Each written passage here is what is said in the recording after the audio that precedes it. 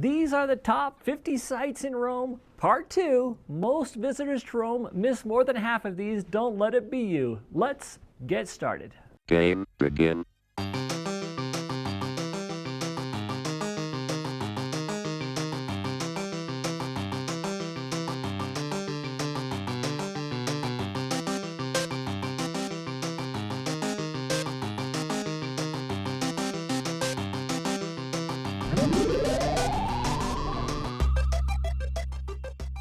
To start off the second half of this video, we're going to head to one of my favorite squares. It's a square that was designed by Michelangelo called the Campidoglio.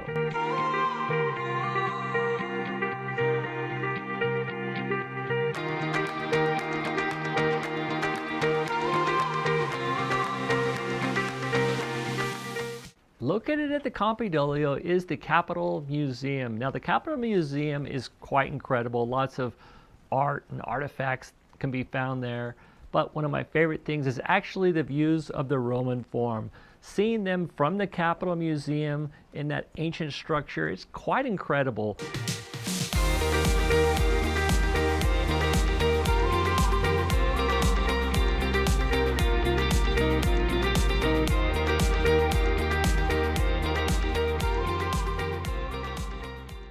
Also, there's a cafe, a little restaurant. Don't miss that because there's a huge terrace where you can get great views of Rome. The food's pretty good, and the nice thing is, even if you don't have tickets or you aren't visiting the Capitol Hill Museum, you can just walk around the side entrance and enter into the restaurant and take advantage of the views from the terrace for free. It's quite incredible, and it's kind of nice to do. It's located right there, also right close to the Colossal Constantine that we're going to talk about in just a minute.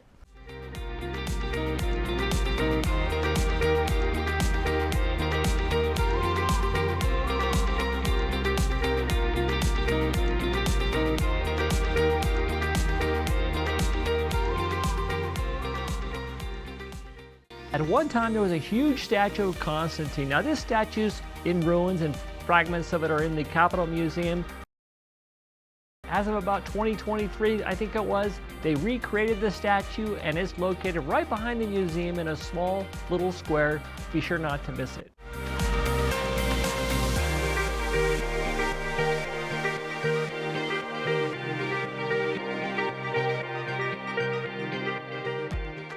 Also at Capitol Hill, there's one of the best lookouts of the Forum. Be sure not to miss it. It's located right behind Capitol Hill Museum. There's a little perch there where you can get awesome views of the Roman Forum.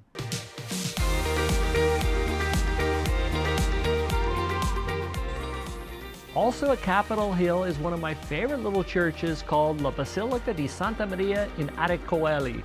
It is absolutely stunning, so while you're there, be sure to walk up that flight of stairs, head into the church, check it out. It's quite impressive.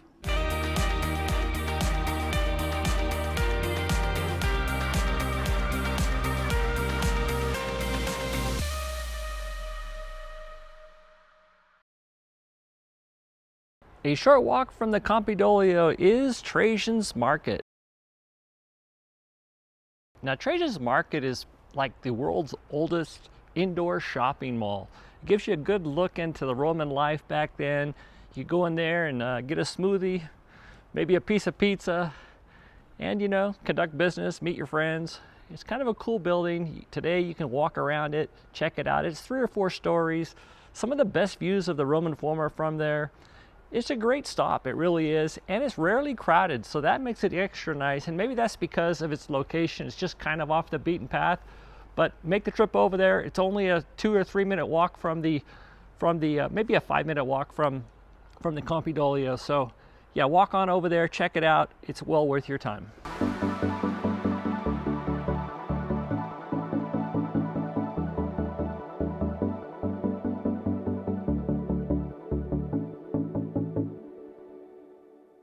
We really appreciate all the comments on our videos, and one comment we received just recently from Hammer Wrench says this: "Just wanted to say thank you. My wife and I just got back from a week in Florence and a week in Rome.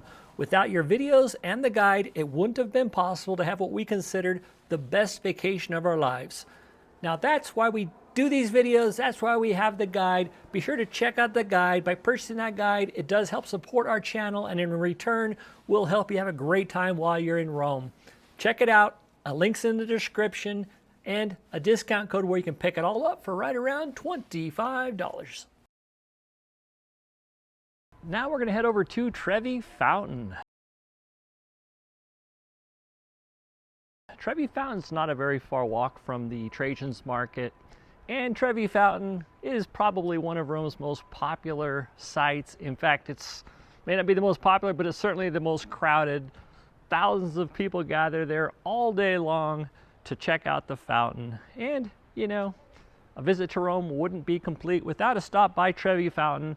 I recommend visiting it any time of day, but it's best to go when it's not so crowded, maybe after 10 p.m. before like 7 a.m. and you probably have a better experience. But regardless, don't miss the opportunity to visit Trevi Fountain. A short walk from Trevi Fountain is the Column of Marcus Aurelius. I fell in love with Marcus Aurelius when I watched the movie The Gladiator. If you haven't seen The Gladiator, I recommend it. It's a great movie. It probably portrayed Marcus Aurelius maybe better than he was in real life, but he was known to be a fair guy, and his son Commodus, well, you know, he may not have been a great father. Maybe he just had a bad son, I'm not sure. But anyway, be sure to check out the Column of Marcus Aurelius when you're in Rome. A visit to Rome without a stop at the Spanish Steps would not be complete, and they're so easy to get to. There's a metro station on the A line directly underneath the Spanish Steps. The Spanish Steps are beautiful, probably the most famous staircase in the world, and the area all around the Spanish Steps is kind of a high-end area, lots of high-end shopping, nice restaurants, just a great time to go out and explore the area. Don't miss the Spanish Steps when you're in Rome. A short walk from the Spanish Steps is my favorite park in Rome, called Villa Borghese. Now, when people think of the Villa Borghese, many people think of the museum, but in addition to that, this is one of Rome's largest parks. It's right in the center of Rome, and there's so much to see and do within the park. One of my favorite things is to simply rent an electric buggy and go tour the park, and you can usually get those for right around 20 euros.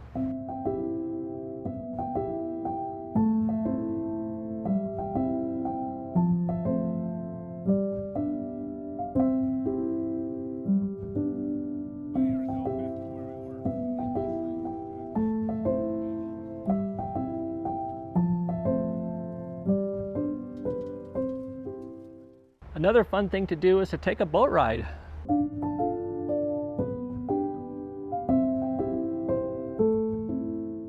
Also, don't miss Piazza del Popolo, where you can check out the street performers.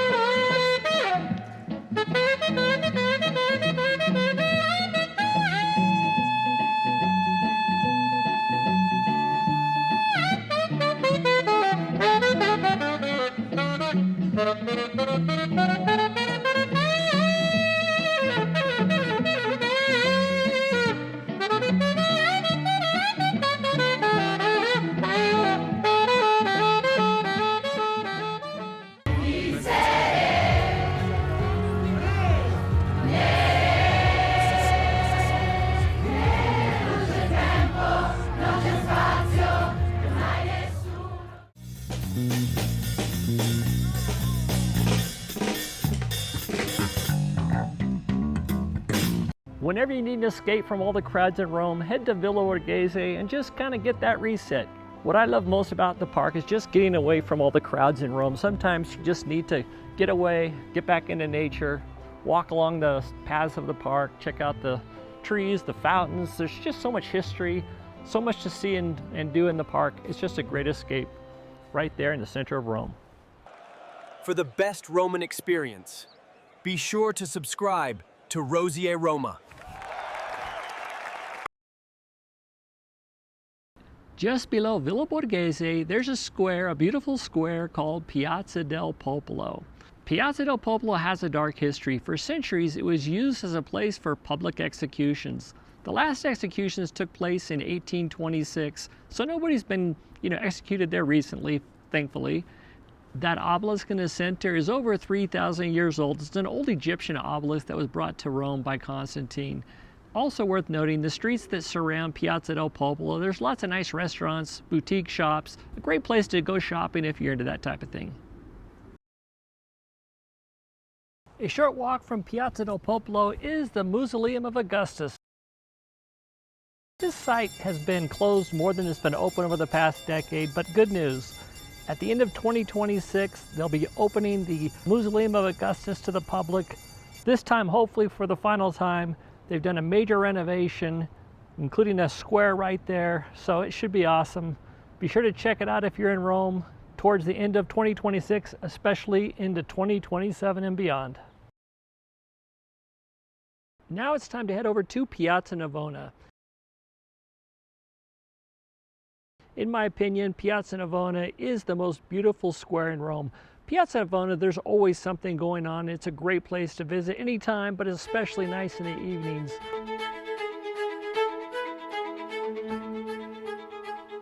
Piazza Navona is where they hold Rome's largest Christmas market every December. The Rome Marathon runs through Piazza Navona.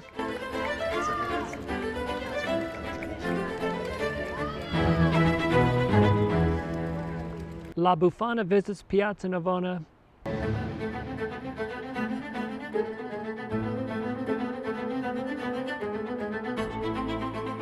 It seems there's always something going on at Piazza Navona.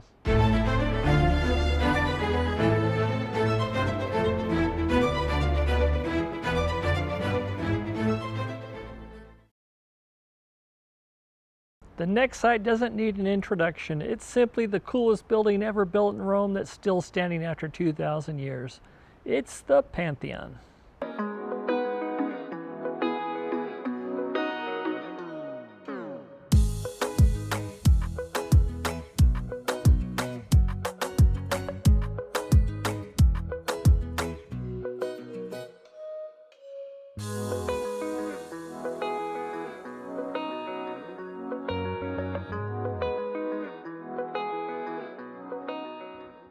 If you happen to be in Rome on a Sunday, be sure to attend Mass inside the Pantheon. It's really, really special.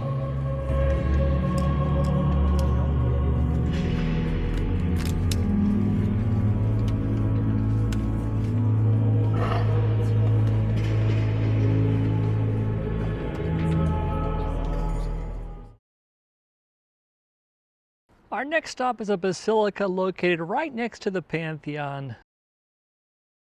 Rome has over 900 churches, and let's be honest, most of them are fairly forgettable once you're in them, but this one stands out. It is one of my favorite basilicas. It is the Basilica di Santa Maria sopra Minerva. Here is where you'll find Michelangelo's Cristo Risto. Another thing I really liked about this church is right behind the altar there's a prayer box. You can write down your prayers, your poems, your thoughts, and stick it into the box. It's a great way for us to feel a little closer to our Creator. Our next stop is also located very close to the Pantheon, and it is another church. This one is called La Chiesa di Sant'Ignazio di Loyola. I mentioned before there are more than 900 churches, and there are probably 10 or 20 that really stand out, and this is certainly one of them. The painted ceilings on this church attract thousands and thousands of people to the church every day. And there's a magic mirror. Well, it's not magic, it's coin operated. You put a coin in, the mirror activates, and the ceiling above lights up so you can check out the paintings without breaking your neck.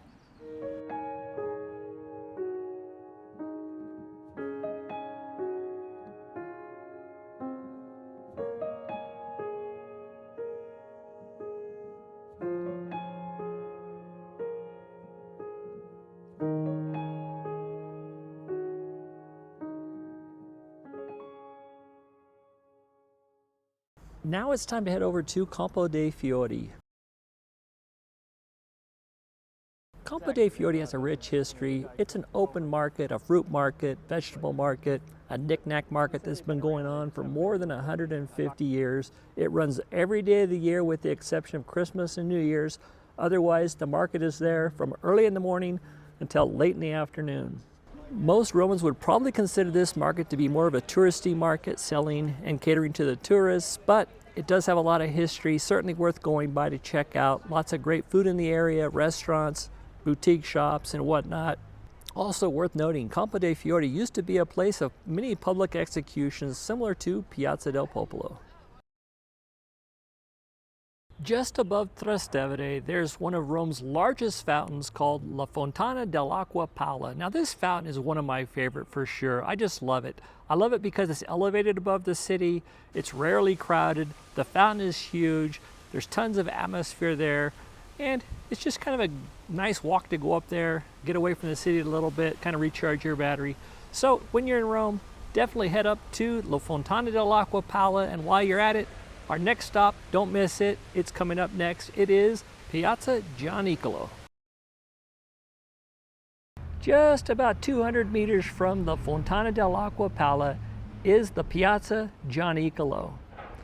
Piazza Gianicolo is a little bit elevated over the city, a great place to catch a sunset, catch a sunrise, and don't forget, every day at noon, hundreds, maybe even thousands of people gather for the firing of the cannon.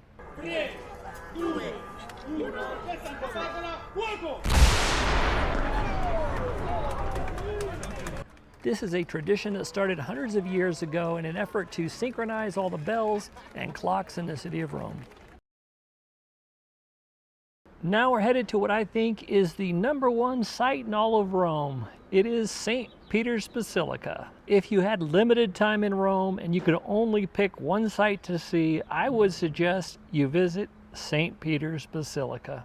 Until you see it, it's hard to describe how large this basilica is, and many people don't know the dome on St. Peter's Basilica, that was designed by Michelangelo. Now we're headed over to the Vatican Museum. Now here's what I would say about the Vatican Museum. If it's a bucket list item for you, by all means, visit the Vatican Museum. Make it a high priority. But if it's not a bucket list and you're just going there because everybody tells you that's what you need to see, skip it. There are so many fun things to do in Rome. And while the Vatican Museum is pretty incredible, it can also be super crowded, a time killer, and just not for everybody. Keep that in mind when planning your trip to the Vatican Museum.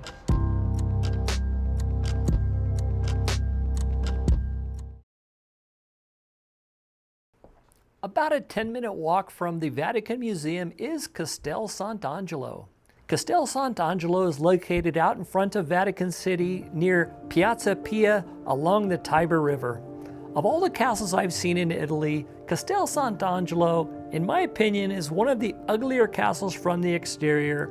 But don't let that fool you. Inside, the castle is awesome. Lots to see and explore in the castle, and you get some of the best views of Rome, of St. Peter's Basilica, just awesome views. So be sure to check it out. And if you're hungry, they even have an overpriced cafe. A short walk from Castel Sant'Angelo, there is a statue called the Veiled Christ. You may be familiar with the Veiled Christ that's in Naples. It's a beautiful statue. If you're in Rome and you want to see a new version, not a replica of the original, a new version of the Veiled Christ, it was recently completed in 2022. Yes, just a few years ago. The artist used no power tools. It took him 6 years to complete. And go support the artist, and trust me, you're gonna find this statue absolutely breathtaking. It's beautiful. And for some reason, sometimes we don't appreciate artwork unless it's really old. The next stop is gonna be Aqueduct Park. I suggest you take the metro. Walking would be quite a long walk, but hopping on the metro, the A line, is just a short ride, maybe 15 minutes. Hop off at Suba Augusta and walk over to Aqueduct Park. Kim and I love Aqueduct Park. In fact, we go out to Aqueduct Park almost every week and take a walk along the giant aqueducts. It's hard to explain just how magnificent they are until you've actually been there. You just won't understand.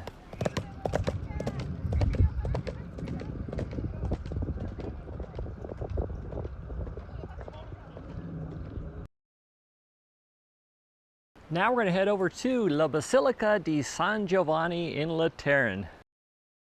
In the Catholic Church, there are 4 major basilicas, and all 4 are located in Rome. La Basilica di San Giovanni in Lateran is one of them. In 2025, they redid the entire square out in front of the church, adding a splash pad and just creating a lot more atmosphere. On the other side of the church, there is the oldest obelisk in Rome, over 3,400 years old, imported from Egypt many years ago.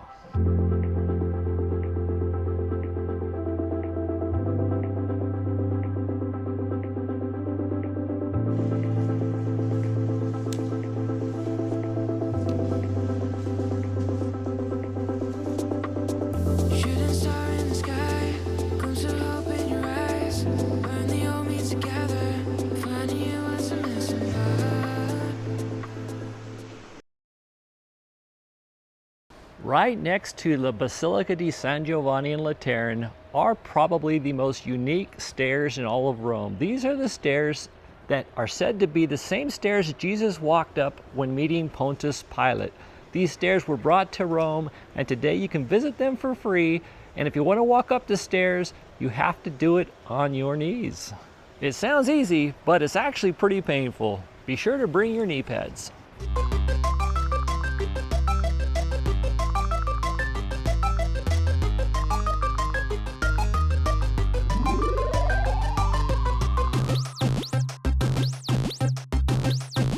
Game over.